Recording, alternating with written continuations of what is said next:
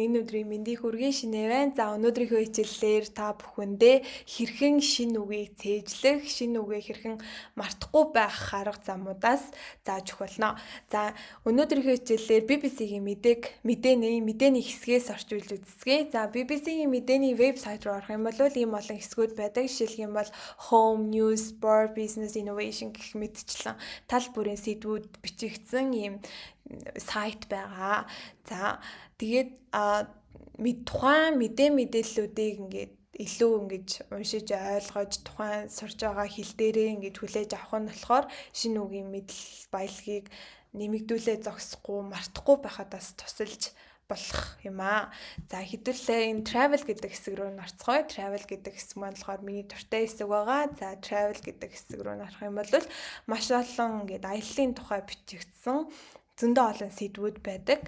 За тэгээд хэдүүлээ өнөөдөр болохоор энэ сэдвээс орчуулж үзье. За Tracy Ellis Ross top tips for traveling solo гэж тэ энэ юу гэсэн үг вэ гэхээр Tracy Ellis Ross-ийн одоо хамгийн сайн зөвлөгөө буюу ганцаараа аялахад өгдөг хамгийн сайн зөвлөгөө гэсэн сэдвтэй одоо гарч иг байна. За доош унших юм бол Blackish киноны одоо жүжигчин одоо өөрийнхөө аяллахаа хамгийн сайн хамтрагч нь юм аа. Өөрөө аяллахаа хамгийн сайн хамтрагч нь болдгоо гэсэн үг хэлбэр байна. За энэнээс мэдгүй юу вэ гэхээр companion гэсэн үг байна те. Companion гэдэг үгээ хэрвээ мэдгүй байвал look up гэдэг хэсэг дээр нь дарангууд англиас англи руу гэдэг тайлбар нь гарч ирж байгаа. За энэ нь болохоор ингээд person or animal with whom one spends a lot of time гэж байна. Энэ юу гэсэн үг вэ гэхээр ингээд амтан эсвэл хүн байж болно. Тэгээд тухайн хүнтэй болохоор маш олон цагийг ингэж хамтдаа өнгөрүүлдэг. Тэрийг болохоор companion гэж нэрлэж байна гэсэн тайлбар байна. За дараагийнхын хэсгийг унших юм бол here are her top tips for taking on the world one destination at a time all on your own гэж байна. Энэ болохоор юу гэсэн үг вэ гэхээр энэ болохоор түүний одоо бас хамгийн сайн зөвлөгөө гэж байна. Хамгийн сайн зөвлөгөөнүүд юм аа. Ингээд дэлхийгээр ингээд аялах ганцаараа аялахад өгж байгаа түүний хамгийн сайн зөвлөгөөнүүд гэсэн одоо өгүүлбэр байна гэсэн үг.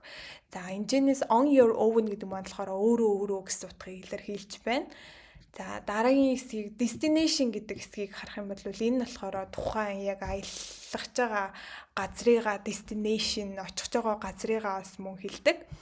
За дараа нь болохоор when Tracy Ellis Ross needs unwind, she books a trip with her favorite travel companion herself гэж байна. Энэ юу гэсэн үг вэ гэхээр Tracy Ellis болохоор ингээд амармаар болох үедээ ингээд аялал ингэж одоо захиалдаг өөрийнхөө дуртай ингээ хамтрагчтайгаа ингээд аяллыг ингэж захиалдаг эсвэл ингэж хийдэг тэ тэр нь болохоор өөрөө юм аа буюу хамгийн сайн хамтрагч болох өөртөөгөө ингэж аялалд амармаар болох үедээ явдаг гэсэн үгэлбэр байна. За дараагийн үгэлбэрийг харах юм бол sis гэдэг үг нь хойш гэсэн утгатай үг те. I have been solo traveling here present purpose continuous tense байна. За энэ юу гэсэн үг вэ гэхээр би аялсаар байна. За 23 24-ээс хойш ганцаараа аялсаар байна гэсэн үгэлбэр байна. За тэгэнгүүтээ доотлын хэсгийг нь харах юм бол BBC-д хэлжээ гэж энэ тэ юу гэж хэлсэн бэ гэхээр энэ дээдлийн энэ хэсгүүд хамаарч байгаа байхгүй. Тэгэхээр girlfriends гэх найз зөвхтүүд болон Blackish гэдэг инээдмийн киногоороо шагналт одоо ирч хүчтэй од жүжигчин маань BBC-д болохоор хэлжээ гэж юм тий. За бас юу гэж хэлсэн бэ гэхээр I think my first solo trip went so well гэж юм тий. Энэ юу гэсэн үг вэ гэхээр миний бодлоор миний хамгийн анхны аялал маань ганцаараа хийсэн аялал маань болохоор бүр маш сайн байсан. Тэгээд тэр нь яг ингээд тэндээ үлдсэн гэж байгаа байхгүй. Тэгэхээр хамгийн сайн аялал нь айгүй сайн байсан учраас ингээд дандаа аялалд явах дуртай байх тийм сэтлийг өгсөн гэсэн утгатай өгүүлбэр байна. За stack гэдэг маань ер нь бол тэр хэсэгтээ ингэж зогсох гэсэн утгыг илэрхийлж байна. За effervescent гэж star гэдэг нь болохоор эрч хүчтэй тий эрч хүчтэй од гэсэн утгыг илэрхийлж байна. За тэгээд энэчнээс болохоор бас solo trip гэдэг үгийг бас харж байна. Тэгээ болохоор ганцаараа аялал гэсэн утгыг бас илэрхийлж байна.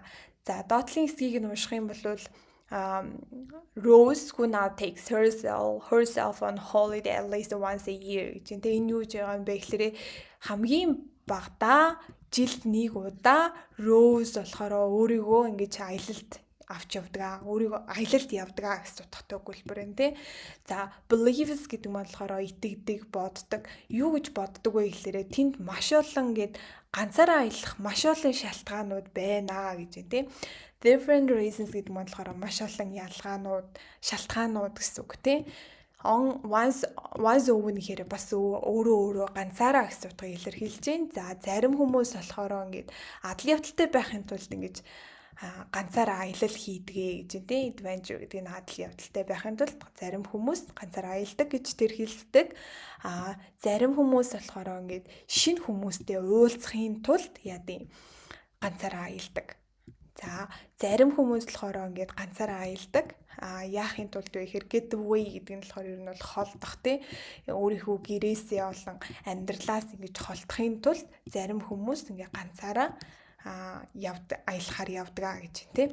За тэнгуүдээ I solo travel as a way to be with myself out in the world гэж. За энэ юу гэж байгаа гэхээр би болохоор ингээд ганцаараа аялдаг.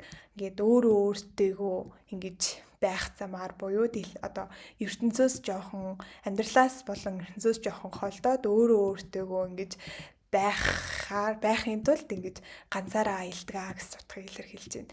За энэчнээс бидний одоо мэддэг ч юм уу те шинэ үгийн хувьд ямар үгнүүд байна вэ гэхээр мэдээж solo travel, solo trip гэсэн үгнүүд байна. За мөн ever present буюу эрч хүчтэй гэсэн үг те award winning comedies гэхээр ер нь бол шагналт одоо инедмийн кинод гэсэн утгыг илэрхийлж байна. За тэгээд мөн өгүүлбэрийн бүтцүүдийг нь харж ажиглаж болно. Тэгэхээр дараа нөгөө нэг эсээ бичигт ч юм уу те холбоо үг мүгээр оруулахад хэрэгтэй өгүүлбэрүүд зөндөө явж идэг учраас тухайн утгатай текстийн утга санааг нь гаргасны дараа маш олон шинэ үгийг цээжилсэн байдаг байгаа. Тэгээ та бүхэн бас энэ аргыг туршаад үзээрэй гэж хүсэж байна. Тэгээ дараагийн хичээлээр уулзлаа. Түр баяртай.